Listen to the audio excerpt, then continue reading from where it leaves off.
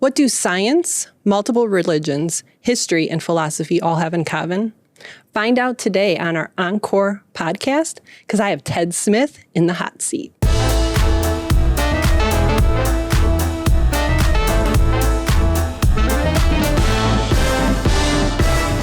Hi, Ted. Suzanne Ortiz, my boss and colleague in all of these things. This is so fantastic to be here again with you. Yeah, so you excited having, a Ted Smith episode? I'm in the hot seat and I can take the heat. Yeah, see, and I wore red purposely for you today, so you felt the burning. Okay. So I had to bring my notes. You know why? Because you just are like all of this stuff mixed into one. It's amazing. It seems for strange bedfellows, and some people have told me that I'm on a fool's errand. I have this perhaps egotistical or arrogant quest to get to something called the truth. Nothing but the truth. There we go. And it's just my supposition, I suppose, that this truth, science, is looking for what's real. What is true, what is real, what is false. They might be coming at it from a completely different angle than all these spiritual practices or philosophy practices, but they're all looking for this unchanging truth business. And so I've done a series of classes, like close to 60 of them now. I know, and I remember when you first started, you sent me like this list. It was 3 pages long of all the stuff you did, and I'm like, who is this guy? What do you do during the day? I'm a nerd. I'm glad you said it. And I read a lot. Yeah. I've got a big lump of curiosity, and I want to know these things. And so I'm seeking to reconcile them. I'm not trying to say this is right and that's wrong. I'm looking at all of these things and going, what kind of mosaic can we put together with this? And 60 classes and counting in the last 12 years. Yeah. So it's like you're trying to understand, right? So it's funny because I asked the Peanut Gallery, what should I ask you today? And one of the things they wanted to know is what inspires you? And so that's what it is. You're just, you're trying to, this is your artwork. You're trying to build your artwork. I guess. Yeah. Yeah. I mean, there is a, you're going to think this is a sad story, but this is not. Oh, no. I don't have tissues. Okay. My father died at a very young age. Oh. And the last thing I remember him saying to me, right, when he's in the hospital bed, is study God. And so that's what I've been doing. And and I know that sounds so presumptive or whatever, but I want to find out more about where we come from, where we're going to, and who we are. Wow. Well, and I find it touching. So thank you for sharing that with us. And I feel like you have made him proud beyond proud because you've truly taken that beyond. So explain like your process. Like how do you, we had a conversation in the first episode about SALT. So we know how SALT came about, but how do you, how do you think about what to research? Do you still use books? Do you use the internet? Do you use podcasts? Do you wake up one day and you're like, this is what I want to do? Do you ask the Peanut Gallery? So all of the above. How? So this process, I guess, of studying God got its formal introduction where science and theology meet.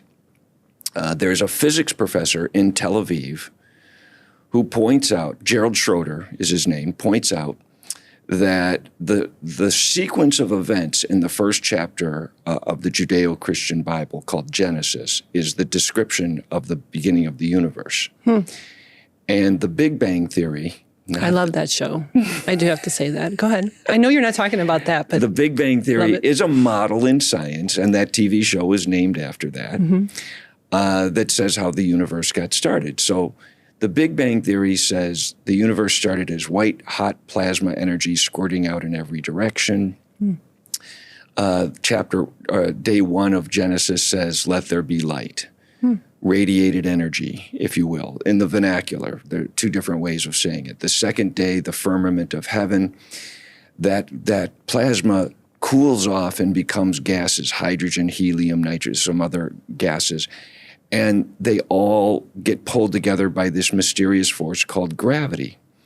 Now, We love gravity. nobody in science knows what gravity is. There's some interest. We know what it does, Obviously, right?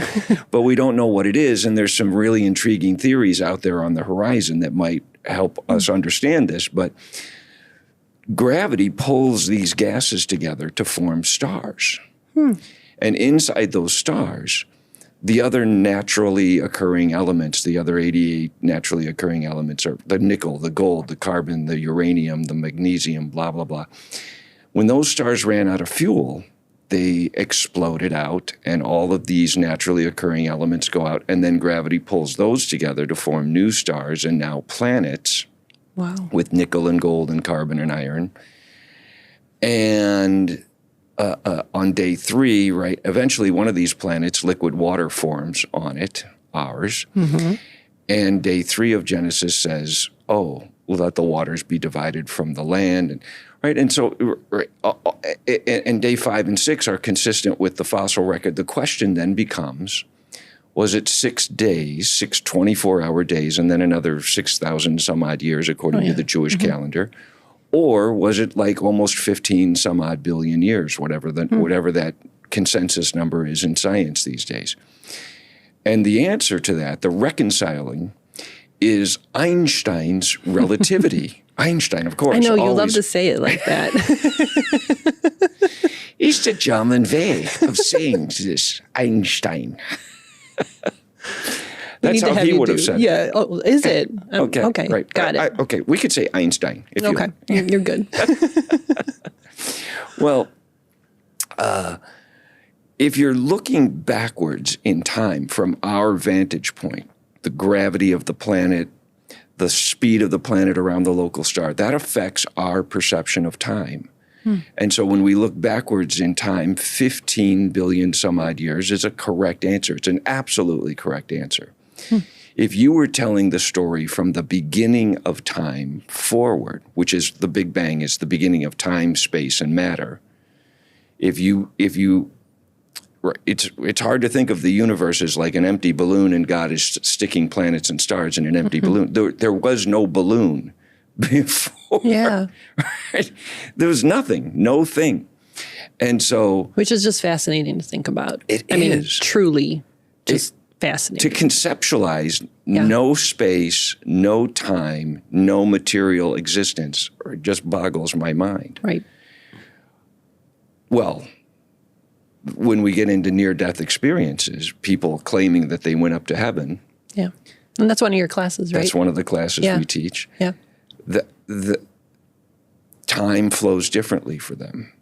You know, it's like the proverbial person's having a heart attack and they're, oh, well, just let me finish this other thought. Yeah. Looking forward in time, 6 24-hour days and then another 6,000 years is also an accurate in science, they'll say a frame of reference. But it's your perspective looking for. By our perspective, that first Genesis day, 7 3/4 billion years. But for their perspective, 24 hours. So I know it's hard to wrap your head around that, but all these people who have these near-death experiences, they will say, well, I went up to heaven. On Earth, their body is down there. They're right. We're desperately doing CPR to get them revived, and for 4 minutes or something like that, they're right. And then they were only dead for 4 minutes, but up in heaven, let's say they're 35 years old. Some of them have a life review every episode of their life, and they say it happened in real time. Yeah. Well, how do you squeeze 35 years into 4 minutes? And so here's relativity again for us. So that's the piece that you are real curious about figuring out is that time gap per se. well, that's an integral part of it. Like the word eternity itself means all the time or none of the time, whatever. However we look at this. This is another conundrum in science. What is time? They think about it as a dimension, but it seems to be a one-way street. We can only move one direction in this dimension of time. Now, are we like a pebble in a stream and time is the water moving past us? Anymore, I feel like that's true. Or are we the leaf in the stream being carried along the dimension of time? And again, there's no philosophical correct answer. There's no scientific correct answer. It's one Is of it these. a TED answer? Well, no, I don't have an answer either. Oh my Like, goodness, we stumped Ted. Anything that I would say would be arrogant presumption, or just a 50-50 pick or whatever. Maybe Right. it's something entirely different, and we just haven't conceptualized it yet. Yeah. But one of Einstein's, I think that's your favorite person. it kind of, Yeah. he's Yeah. kind of a cool guy. Oh, he isn't. The hair. I mean, you got to work on your hair. Because his mind was being blown every day, right? He was like, did you ever think about? Oh my gosh, that is so true. Okay, sorry, we digressed. Oh, that's Obviously. okay. Louis de Broglie, I'm not sure I'm saying that, but he was a Frenchman. He was one of Einstein's friends, contemporaries. And Louis describes time as all of it already exists. And so, like, what we think about as the past is like the dimension of time that we've already been through. And what we think about the future is the dimension of time that we haven't walked through yet. We're in this present moment. But we have a perception, because we are material beings, we have a perception that we're going 1 second of time at a time and just moving through time that way, or time's moving around us at 1 second per second, or however we want to say that. But Louis says the future already exists. The past still exists. We just can't go back there. We just can't move through there, but it's all there. And because he's French, he says, en bloc. It's all there. Yeah. And that's so hard to wrap our head around. But Right. then if you think about this eternity business, eternity might be the ability for God or angels or whoever to walk back and forth through this dimension of time, because there is no time, or all the time is up in heaven. So I often imagine, like, if I make it there, whenever it is I get would, there. yes. Thanks for the welcome. for the endorsement. I'll make sure I bring that letter of reference with me. Let me know what you need. I imagine getting there and going, okay, so here we are in heaven. Where are we? And they would go, you're here. And I'd go, no. See, like down on earth, there was Cleveland and there was Poughkeepsie and there was what part of heaven is this? And they'd go, it's here.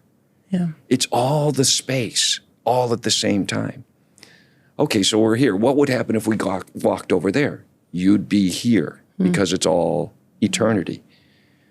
Okay, so we're here. So what time is it? It's now. Yeah. Yeah, I mean, well, and you think about that too. So just thinking about time, right? The time for me and the time for you are different, right? One is I'm working, you're retired now, besides the fact that you're doing 500 classes a day, creating those. But do you know what I'm saying? Like our time, and I always hear like dogs, like my dog doesn't have a sense of time, but yet she knows when I'm close to getting home, I get excited. But so you think about it from that perspective, and down here, how, time is time. But wherever that is, the eternity side, what would be the relevance of time? Ooh, I just got you a class. I've done it. Oh, man. I did a class called The Gift of Time. Yeah. So, I mean, right? This is what we're exploring. And like when I was a kid and my mom had to be the mom and the dad, right? And she would say, stop what you're doing, stop watching television, and do your chores now. And I knew what that meant, right? And thank God I didn't have this understanding scientifically of time Oh my back then. gosh, you would have drove her nuts. Because what I thought you were going to get to was you're sitting just a few feet away from me. So there's a little bit of space between us. Scientifically, then, there's a little bit of time between us. Wow. Now, we're talking like billions of seconds, Yeah. but there's still a little bit of space between us. And I would have got the whooping of my life if I would have said to my mom, well, your now or my now? Technically, Yes. your now and my now are slightly different from each other. But in practical thinking, who cares? Yeah. Right? When you're the boss, when you say, do this now, I'm like, yes, we will do this now. Oh, okay. Right. I got that on recording, you know. But that's the way that, right? We don't think about there's a little bit of. So let's spin this out. Yeah. Eventually, we may go to Mars and we may colonize Mars. Now, it's my understanding that the fastest signal that we can send between Earth and Mars will still take 15 minutes to get there.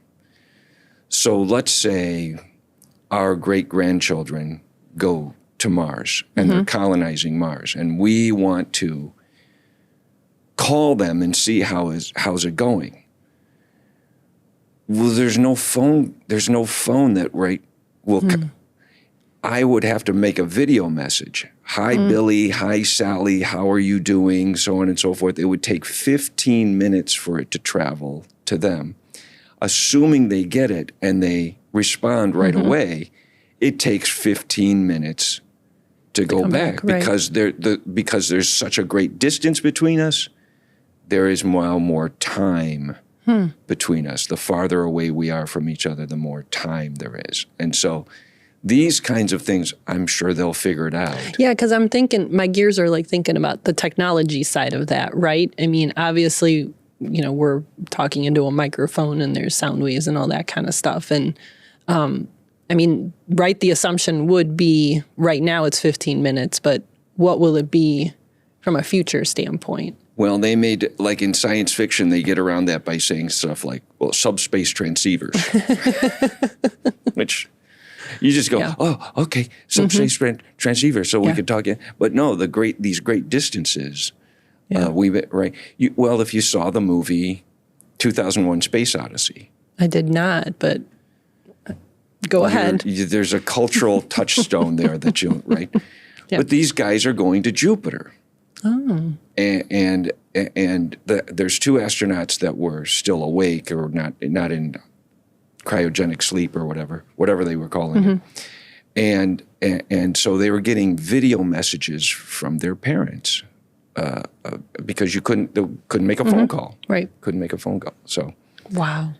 And right, I mean, even if you on your cell phone wanted to call Europe, right, I presume the cell signal's going up to space. It's getting to a satellite. It's being beamed back down to Europe or something like that. And that phone conversation is more or less instantaneous, but it's traveling thousands of miles. Yeah, so that real time is relative.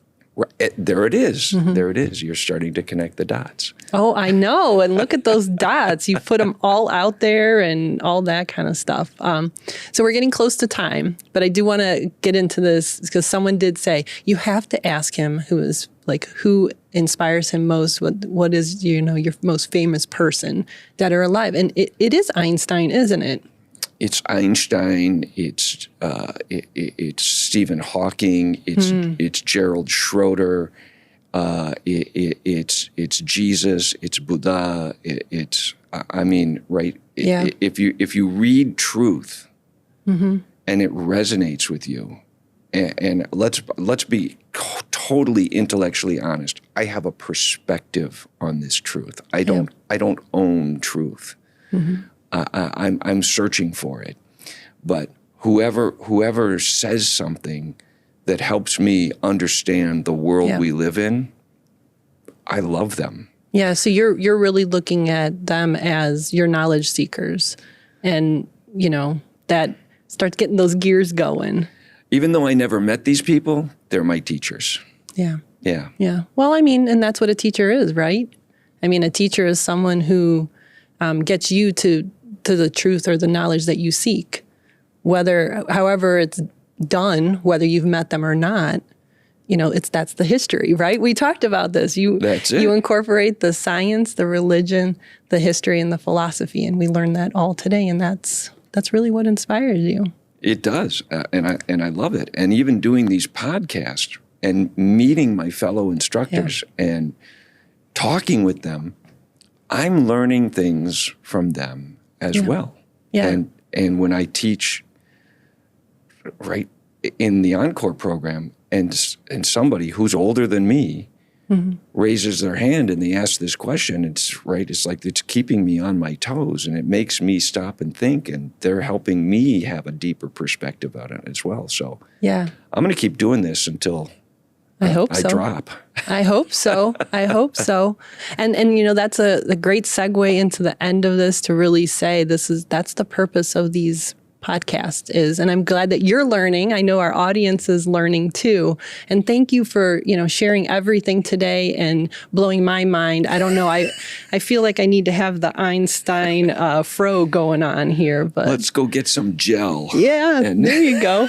Elmer's glue. That always works. I'm telling you. Can you imagine this hair with Elmer's glue? Man, I think that's another podcast. We're fun with Suzanne's hair. Yes, we got something going on. Thank you very much for the session and being in the hot seat. Hopefully you didn't get burned too bad. No, I had a great time. Yeah, me too. Thank you very much. And thank you all very much for watching, and tune in again to the Tri-C Encore 55 Plus Learning Podcast. Obviously, I am Suzanne Ortiz, and I had Ted Smith in the hot seat. You will see him another time during the episodes, and he'll be doing this. But thank you for joining, and thank you.